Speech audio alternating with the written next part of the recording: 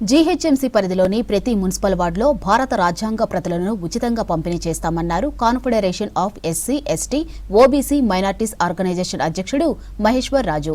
హైదరాబాద్ లక్డీకాపుల్లో ముఖ్య నాయకులతో సమావేశం నిర్వహించారు. సేవ్ కాన్స్టిట్యూషన్, సేవ్ ఇండియా నినాదంతో గ్రామ గ్రామం రాజ్యాంగం కార్యక్రమాన్ని చేపట్టామన్నారు. ప్రతి పౌరుడు భారత రాజ్యాంగాన్ని చదివి దాని విలువలను అర్థం చేసుకోవాలని సూచించారు మహేశ్వర్ రాజు.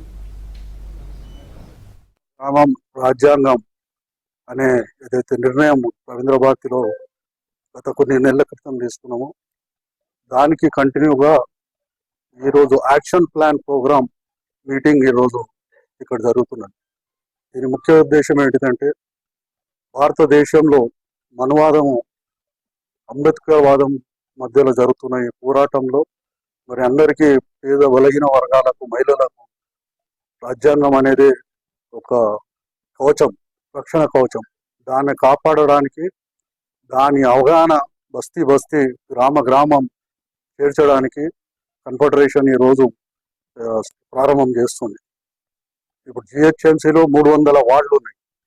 ఈ వార్డులలో ప్రతి వార్డులో కనీసం 5 రాజ్యాంగ పుస్తకాల ప్రతిలను ఫ్రీగా పంపిణీ చేయడానికి ఎట్లా యాక్షన్ ప్లాన్ అని ఈరోజు ఇక్కడ సమావేశమైన అందరూ బస్తీల నుండి, అన్ని హైదరాబాద్ నుండి, అన్ని బస్తీలు, అన్ని వార్డుల నుండి ఇక్కడికి వచ్చారు. మరి దీనికి రాజ్యాంగ విలువలు మన ప్రజలకు మరి వాళ్ళ హక్కులకు తెచ్చడానికి ఈరోజు ఈ కార్యక్రమం చేస్తున్నాం.